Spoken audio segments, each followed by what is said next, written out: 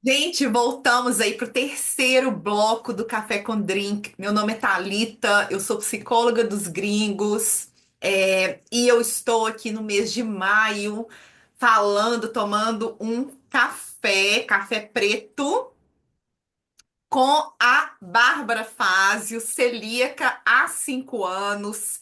Também foi diagnosticada com lúpus, mas a Bárbara é uma mulher muito gentil, muito bacana. E a Bárbara de Ribeirão Preto, você vai encontrar a Bárbara no Instagram Ser Celíaco. É só você ir lá no Instagram e digitar @BA Fázio com dois Es, ponto Ser Celíaco. Na descrição, eu acho que o povo chama descrição, né? Na descrição do vídeo, no texto embaixo deste vídeo, vai estar o Instagram da Bárbara. Vocês vão poder encontrar muita informação sobre a doença celíaca. Eu aconselho muito todo mundo assistir todos os blocos desse Café com Drink, que tá muito interessante. E eu tô vendo essa camisa, está escrita aí, né? Não é modinha. Então, olha só, antes da gente explorar aí a saúde mental e a doença celíaca, deixa eu te perguntar, o que que você diria para uma pessoa que fala que doença celíaca é frescura, é moda? O que que você tem a dizer para uma pessoa que chega com esse argumento? É, no começo do diagnóstico, eu ouvi alguém falar que, nossa, tá na moda, né? Essa doença. Doença não é moda. Ninguém quer ter uma doença.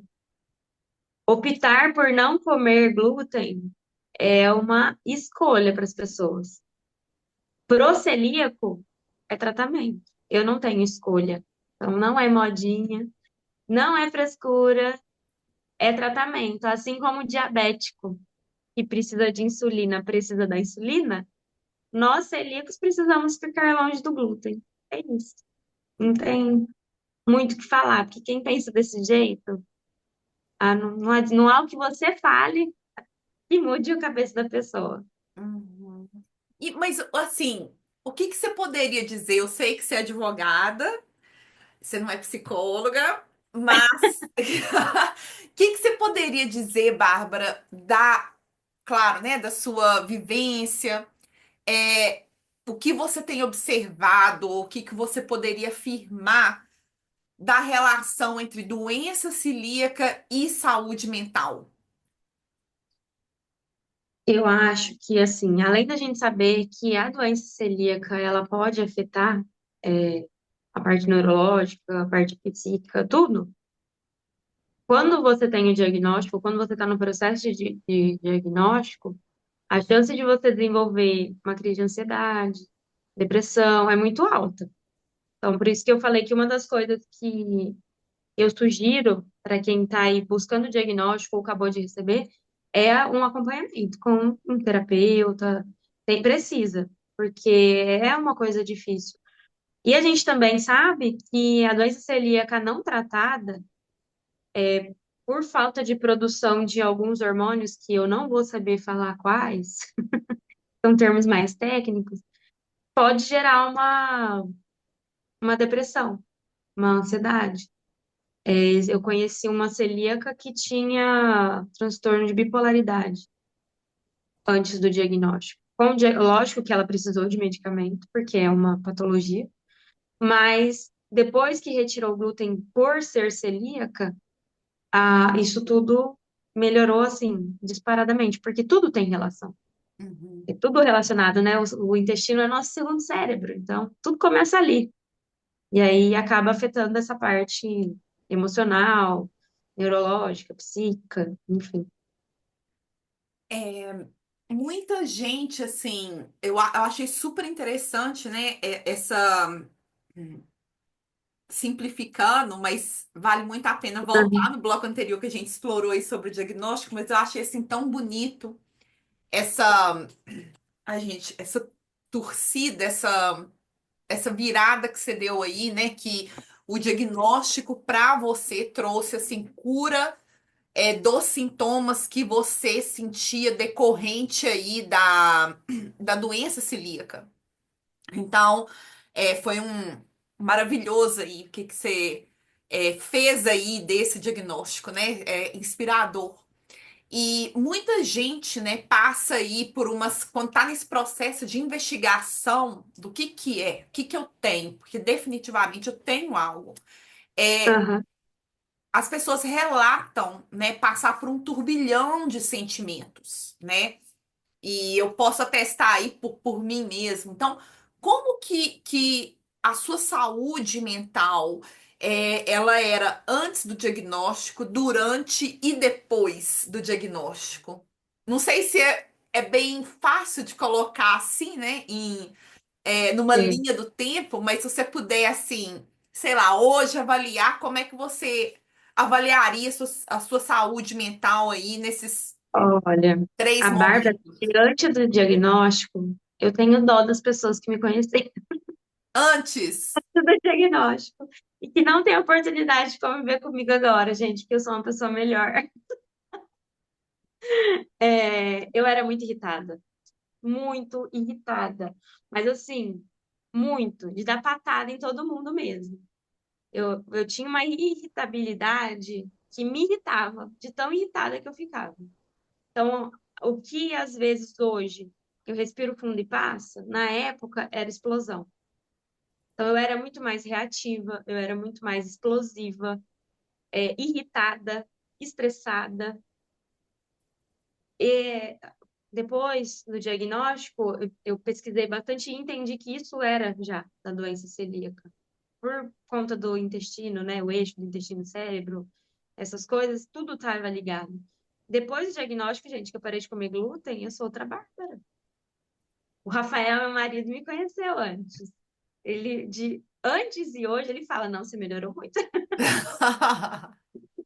Porque realmente eu tenho ciência que eu devo ter magoado muitas pessoas, machucado muitas pessoas, pela forma com que eu reagi a algumas situações. E até algumas pessoas eu já tive a oportunidade de pedir desculpa, falar, olha, me desculpa, realmente eu era péssima. De vez em quando eu ainda uso uma oportunidade e falo, gente, desculpa, ó, vou até usar aqui, ó. Desculpa se a Bárbara de antes já deu algum esporro em você ou foi irritada demais, porque realmente eu vejo essa linha do tempo. A Bárbara de antes do diagnóstico e a Bárbara de depois. A Bárbara de antes, a Bárbara de durante o diagnóstico e a Bárbara de depois. Durante o diagnóstico, eu me vi deprimida, porque primeiro que demorou muito, né, para eu descobrir o que que era, e nesse meio tempo, enquanto eu não descobria, eu passava mal. E isso causava só essa questão de ficar deprimida e o estresse de sentir dor. Então, tinha pessoas que depois falaram para mim: Nossa, Bárbara, eu achei que eu tinha feito alguma coisa, porque eu tava sempre com a cara fechada, não tava sorrindo tanto, tal. E eu falava, gente, era assim, era uma dor que eu sentia na minha barriga que não passava, era 24 horas. Eu acordava e ia dormir com dor na barriga. Eu acordava e ia dormir com uma barriga que parecia que eu estava grávida de 7 meses. Não tinha como eu estar de outra forma. Talvez se na época eu tivesse o entendimento de que eu precisava de uma terapia, eu tivesse lidado de outra forma, tivesse sido ajudada a lidar de outra forma. Mas naquele momento era o que eu tinha, então eu percebi que no período de diagnóstico, até eu descobrir, eu me vi em algumas fases deprimida, ansiosa, nervosa. E depois do diagnóstico,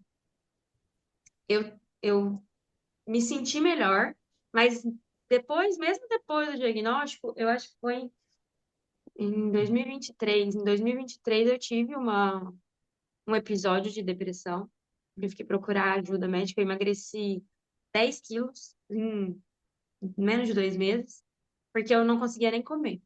Eu percebi que o negócio estava grave porque eu parei de comer. Eu não paro de comer. Então, até coisas que eu gostava, sem glúten, eu não tinha vontade. Eu começava a comer, me dava ânsia. Eu parava. Então, à noite, às vezes, meu marido fazia pipoca, e eu sou a louca da pipoca. Eu comia algumas e eu já não queria mais. A minha cabeça começava a criar várias situações que não existiam. Não, não foi só por conta da doença celíaca, foi por outros fatores também, estresse de trabalho, de sobrecarga, de não estar feliz, não estar totalmente realizada profissionalmente. E aí foi o ano que eu fiz 30 anos, e aí vinha na minha cabeça, gente, eu fiz 30 anos e eu não consegui me realizar profissionalmente, eu tô estagnada. E aí isso tudo acabou acarretando aí uma depressão. Ainda bem que eu consegui identificar logo, porque eu já tinha tido crise de ansiedade há um tempo atrás. Então eu consegui identificar logo os sinais e procurei ajuda médica. E aí eu consegui ficar bem, graças a Deus.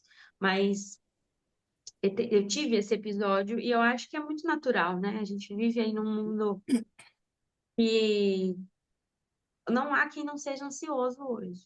Então, assim, a nossa rotina hoje já é propícia para você desenvolver alguns transtornos. Somado a uma doença autoimune, e na época eu já estava, os médicos já suspeitavam do lúpus, então eu estava lá com a doença celíaca, pensando que eu podia ter outra doença autoimune, então isso impacta na nossa saúde emocional. Então eu consigo ver bem, assim, a Bárbara de antes, de durante e de hoje. A Bárbara de hoje é totalmente diferente. Você procurou uma ajuda de um profissional da saúde mental durante ou depois do diagnóstico? Eu procurei antes e eu procurei depois. Uhum, Antes do diagnóstico, eu já tomava remédio para ansiedade, uhum. porque eu me achava uma pessoa extremamente ansiosa. Aí um dia uma moça olhou para mim e falou: Você não é ansiosa, você é estressada e intolerante. Aquilo para mim caiu assim, eu olhei e falei: Gente, eu sou essa pessoa. E aí eu falei: Não, eu preciso de ajuda, porque eu não quero ser essa pessoa. Mas isso foi antes do diagnóstico. Então, mesmo procurando ajuda, eu percebo que eu não tive tanta evolução nesse período por conta da doença celíaca mesmo. Mas depois do diagnóstico, eu procurei, na época, como eu estava tendo muitos gastos, eu acabei procurando pelo convênio mesmo. Os profissionais, não estou falando que os profissionais de convênio são ruins, mas eles são limitados, assim, em relação a... O convênio limita, né, a quantidade de tempo que você vai ter com o paciente. O convênio paga pouco para os profissionais. Então, assim, não é a mesma coisa de você ter uma terapia particular, que você tem um tempo maior ali de Uhum. dedicação do profissional, enfim. Mas eu procurei ajuda, sim, e eu acho que foi essencial para eu conseguir chegar na Bárbara de hoje.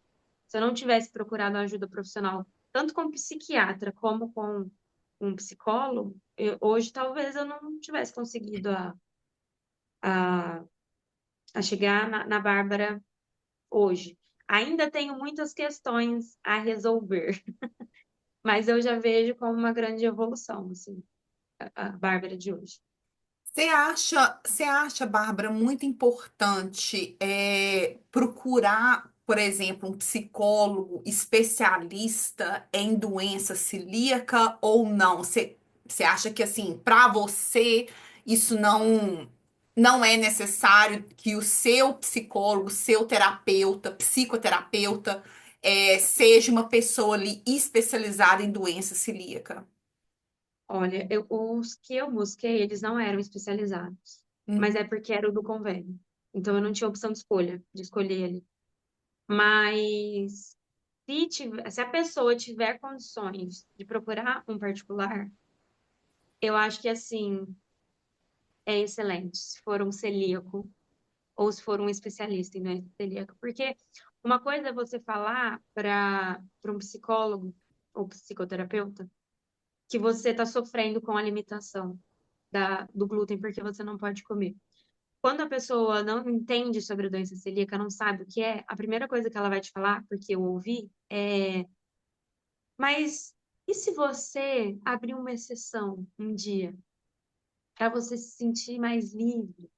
Então, assim, são coisas que, infelizmente, se o médico não é preparado na faculdade para a doença celíaca, um psicólogo muito menos, porque eu não sei, né? No psicologia, acho que você vai poder falar, mas na faculdade de psicologia, acredito que não se fala da Uhum. doença celíaca. Não, quando eu Então, formei, assim, não.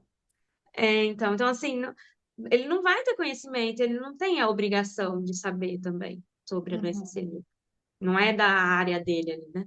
Mas por ele não saber, às vezes ele vai tentar te ajudar de uma forma que vai te frustrar, ao invés de te ajudar. Porque aí você vai ficar com raiva que o seu psicólogo não sabe o que que é que você tem. Então, eu uhum, acho que é importante. Até o grupo, eu fiz a terapia para me ajudar, mas o grupo de celíacos acabou me ajudando um pouco mais, porque eu dividia os meus sofrimentos com pessoas que entendiam, que tinham passado por aquilo ou que estavam passando. Então, uhum, sempre que alguém vem me perguntar sobre isso, de indicação de psicólogo, essas coisas, eu falo, se você tiver condições, procure um celíaco psicólogo ou procure um psicólogo que atenda a comunidade celíaca.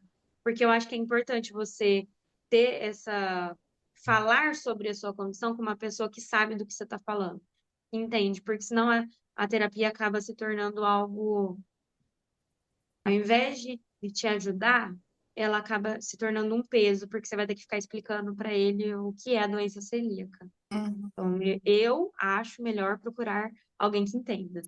Eu vou até abrir um parênteses e assim, eu acho que eu até gravei um vídeo, e postei falando quando que é o momento para trocar de psicólogo, sabe? E eu acho que, né, cada profissional aí funciona de acordo para cada pessoa, mas a gente tem que considerar também que às vezes por qualquer motivo, geográfico, financeiro, às vezes até mesmo de dificuldade, né? Muito difícil você conhecer um psicólogo que seja especialista em doença celíaca. Então, às vezes vai ser difícil encontrar. Então, assim, caso a pessoa, né, que está nos assistindo é, encontre essa limitação, eu gostaria de enfatizar para não deixar que isso seja um empecilho para procurar uma ajuda Com psicológica. certeza.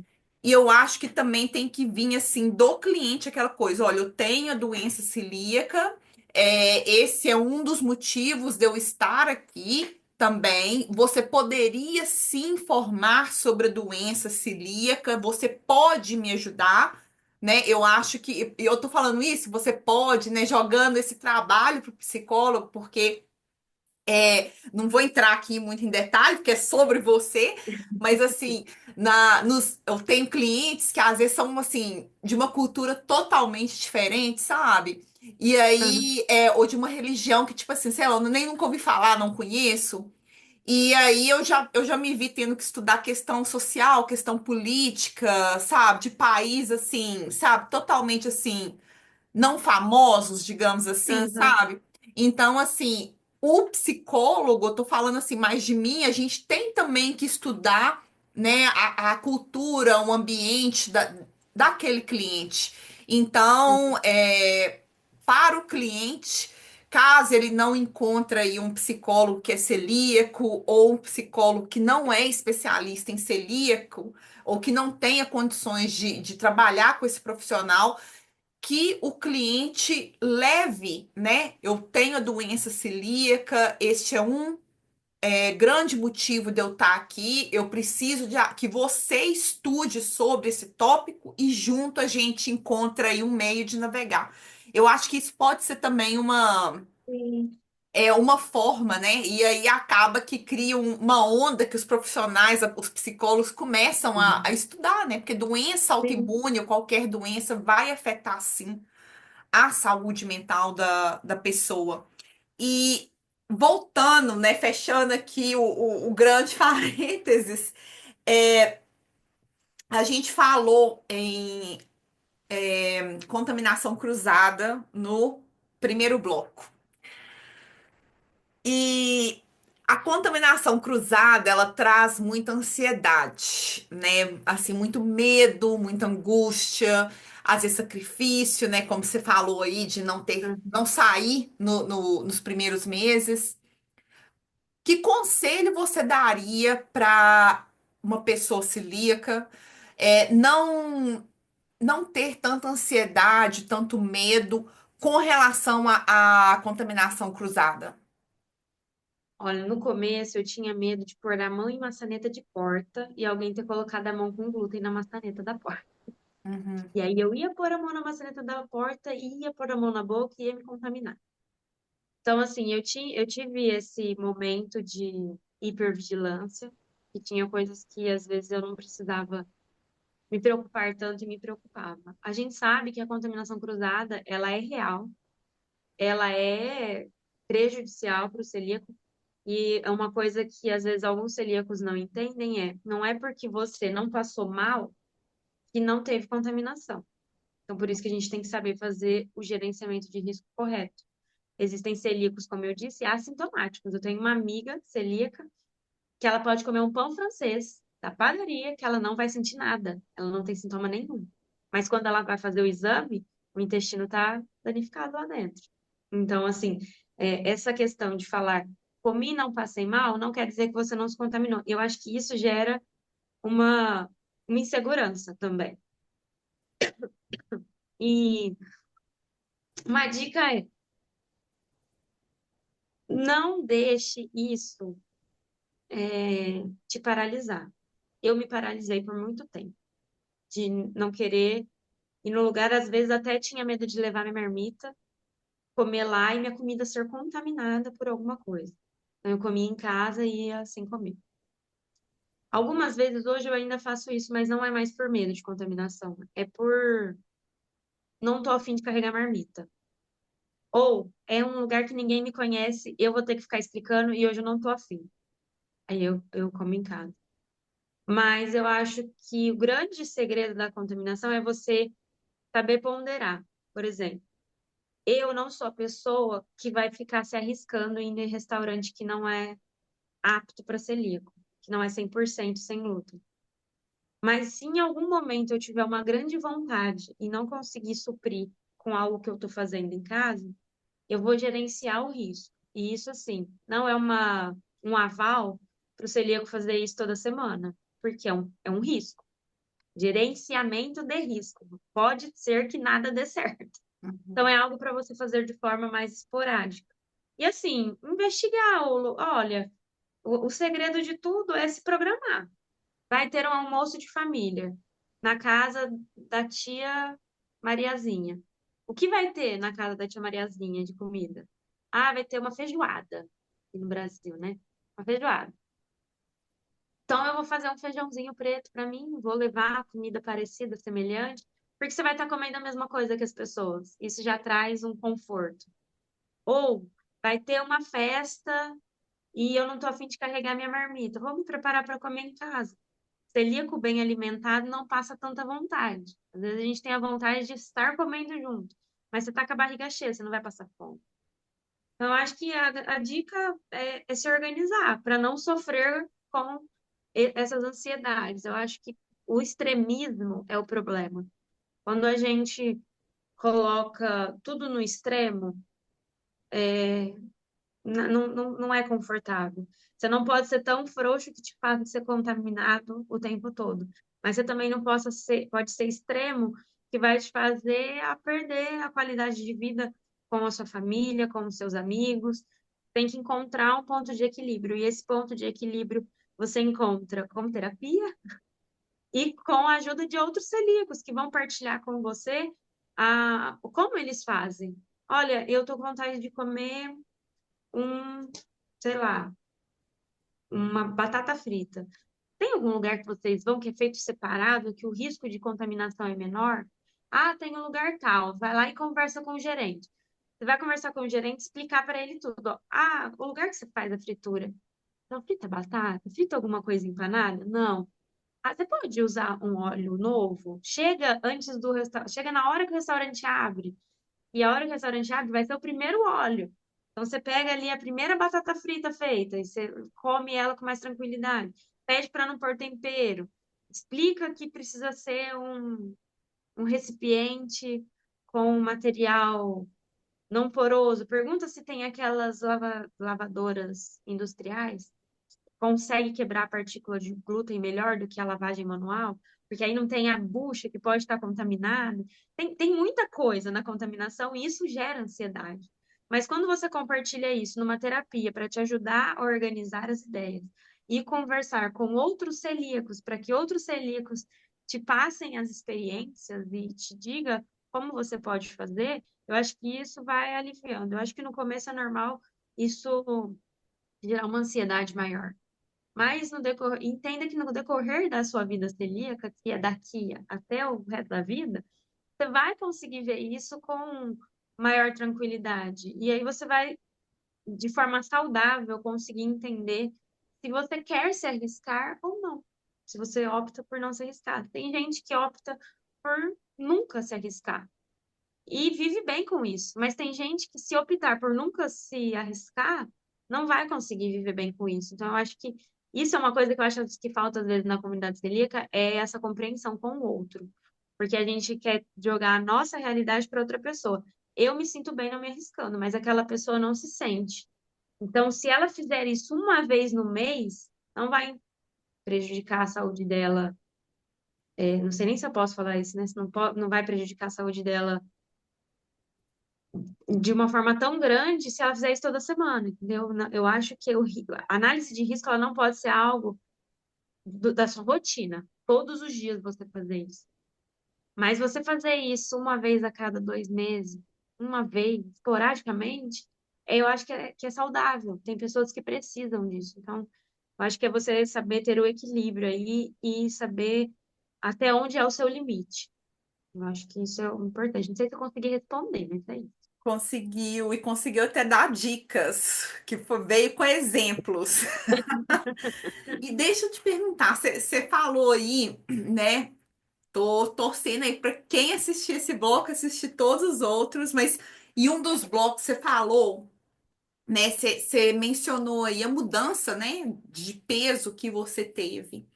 E falando aí da sua relação com o seu corpo, como que era a sua relação com o seu corpo antes do diagnóstico e hoje, depois do diagnóstico? Como que é essa relação? Olha, minha relação com o meu corpo ainda precisa de muita terapia, porque antes de eu começar a ter aqueles inchaços, e pelo que os médicos relataram, era por conta da inflamação do intestino, de estar com o corpo todo inflamado, eu sempre me achei gorda, sempre. E eu pesava 55 quilos. Então, assim, eu sempre tive problema com a minha aparência. Eu sempre me preocupei muito com o corpo, se eu sempre colocava biquíni às vezes na praia e eu tinha vergonha porque eu achava que eu era horrorosa. Hoje eu olho as fotos e falo, meu Deus, Bárbara, por que você fez isso? Por que você lidava assim com você mesma? Mas é, quando eu comecei a engordar muito, eu procurei médico por isso, porque eu não queria engordar. Eu entrei em desespero, porque eu me olhava no espelho e não me reconhecia, minhas roupas não entravam. E isso me causava um desespero, assim, terrível. Foi quando eu comecei a ter crise de ansiedade pela primeira vez. E aí eu comecei a tomar medicamento para ansiedade. E vivia de dieta. Depois que eu fui diagnosticada com a doença celíaca, eu falei, otária, deixou de comer tanta coisa por conta de peso e agora você não pode comer mais. É claro que a gente tem que manter uma dieta saudável, né? Não vai ficar comendo fast food todo dia. Mas depois da doença celíaca, eu sempre falo para as pessoas, não se prive de comer algo que se você não tem um problema. Você não vai comer porcaria todo dia.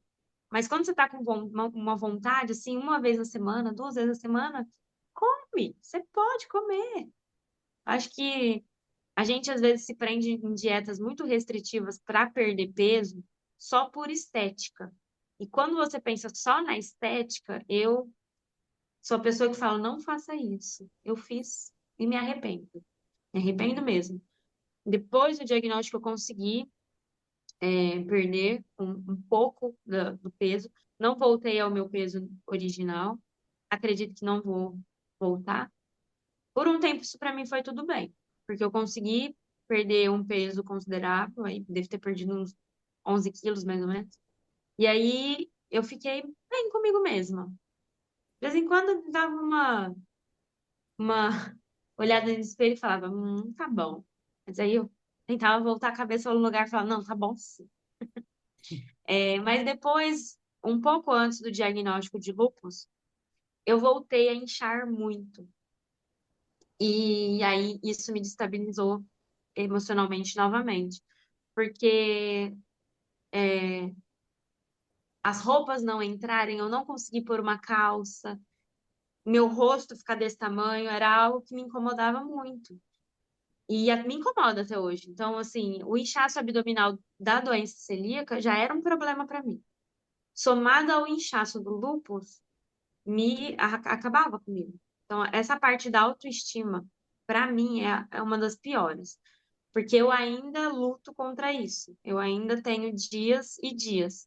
Tem dia que o Rafael já até sabe, quando eu começo a experimentar muita roupa, eu vou sair irritada. Porque a roupa não deu certo, eu tô me sentindo um balão. Às vezes eu falo, gente, ó, não repara, eu tô parecendo um baiacu. Porque é o que eu me sinto. Me sinto um peixe inflado. Então, isso é algo que eu ainda não consegui colocar a cabeça assim, centrada, sabe? De ser algo que não me incomoda. Porque eu já entendi que, principalmente por conta do lúpus, talvez eu não volte ao meu corpo de antes. Talvez vai ser isso mesmo. E eu vou ter que aprender a lidar com isso. Mas sempre foi algo que mexeu demais comigo, essa parte do corpo. Então, assim, eu voltei a fazer atividade física, que eu fiquei por muito tempo sem fazer. E aí eu não comia algumas coisas para tentar fazer uma dieta. E aí eu via que eu continuava inchando, eu falava, então eu vou comer. A ansiedade virou compulsão alimentar. Então aí, além do inchaço, eu engordei mesmo. E aí virou uma bola de neve. Hoje eu acho que eu tô na minha melhor fase em relação a isso. Eu consegui um acompanhamento com uma nutricionista que a dieta não é restritiva. Eu até pedi para ela diminuir as quantidades, porque eu não estava aguentando comer tudo. Como ela me dá a liberdade, assim, de comer, por exemplo, ontem comi pastel, comi chocolate, comi sorvete.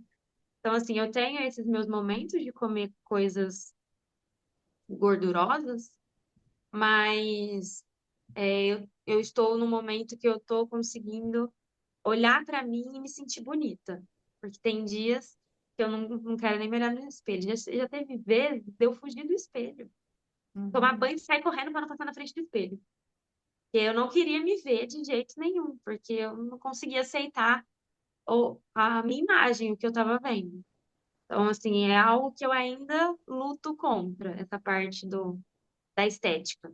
Meu nariz, então, gente, foi um problema para mim, ó, ainda é um pouquinho. Na escola me zoavam muito por causa do nariz, né? Porque o nariz é meio grandinho. E aí sempre me zoavam na escola, eu sofri bullying. E eu sempre tive sonho de fazer rinoplastia, mas uma rinoplastia, gente, custa um rim, né? Ou os dois. Então eu nunca consegui fazer, nunca consegui fazer. Agora talvez eu precise mesmo operar o nariz, mas isso aí é uma outra história aí, que é por causa do lúpus, tive uma perfuração no septo. E aí eu vou precisar operar o nariz e talvez eu consiga fazer a plástica junto pelo SUS. Mas isso aí é assunto para outra história. Gente, eu tô pensando aqui, né, você falando, né, do baiacu, né, que é aquele peixe que faz. Mas às vezes num mar, né, cheio de sereia hoje em dia, o baiacu é o mais interessante e é o mais, assim, bonito de ver, né, sei lá, num mar que só tem peixe igual, o baiacu aí é o Aham. que se, Se né, destaca, né? se destaca positivamente. Deixa eu te perguntar, antes da gente finalizar esse bloco, você faz terapia hoje, né? Ou não? Hoje não, hoje eu tô em falta. Não, mas o Eu que que você chama preciso de em voltar. falta? Porque é engraçado que quando a gente pergunta os outros, você faz terapia? Aí quando a pessoa fez e fala assim, não, me vem assim que se sente culpado, ou se sente. Porque às vezes a terapia é isso, sabe? Você não precisa estar ali toda semana, Uhum. né? Às vezes você faz e, tipo assim, você tinha uma questão X, melhorou aquele abraço, entendeu? E quando tem alguma coisa urgente, você volta. Eu acho que a gente tem que normalizar isso. Você não tem que estar Sim. com seu psicoterapeuta ou psicólogo. Ai, quase quebrei um trem aqui, tá vendo? Você não tem que. né, acho que a gente tem que normalizar, você não tem que fazer a psicoterapia toda semana. Quando der, deu, quando não der, não deu, ou você vai uma vez no mês, ou enfim, cada dinâmica, contanto que ela seja assim saudável para Sim, você, é válida. Então, eu sim. sei que você fez, Eu né? tô sem fazer faz muito tempo, na verdade. Mas eu sei que eu ainda tenho várias questões que precisam ser tratadas. Eu, por exemplo, sou uma pessoa que tem dificuldade em falar não. Eu sou uma pessoa que pensa muito no que os outros pensam sobre mim. Então, assim, eu entendo que eu preciso tratar isso ainda, porque isso me faz mal. Eu vou voltar para terapia, inclusive, porque isso eu preciso resolver essa questão, porque eu sei que isso me faz mal em várias áreas da minha vida. Então, é uma coisa que eu me cobro porque eu preciso fazer. Eu sei que eu preciso fazer. Sim, a hora vai chegar. E às vezes, assim, até para você investigar, né? Para você refletir antes de eu terminar esse bloco. Às vezes, assim, essa coisa sua, né, com a estética pode ser aí. Será que é só com a estética ou está relacionado ao que os outros pensam, né? A É, opinião mas dos com outros? certeza é. Eu tenho muito esse medo. Tipo, tem às vezes lugares que eu ponho um vestido mais largo porque eu penso, ah, as pessoas vão falar que eu engordei. Então eu ponho uma roupa mais larga. Então, assim, eu sei que eu tenho esse problema. Eu penso muito no que os outros pensam sobre mim. Por um lado, é bom porque você toma cuidado com o que você vai fazer para não impactar de forma errada as pessoas. Mas quando isso é um excesso, tudo que é excesso faz mal. Quando isso é um excesso, você pensa nas outras pessoas que esquece de você, né? Então, eu percebo que eu faço isso. Eu penso nas outras pessoas e esqueço de pensar em mim. Eu falo não para mim, mas para os outros não. Uhum. Então, ó, vamos finalizar esse bloco. Tá ótimo, gente. Eu tô adorando. Nós vamos voltar, Tá, daqui a pouco com mais. E até vou parar aqui agora, tá? tá.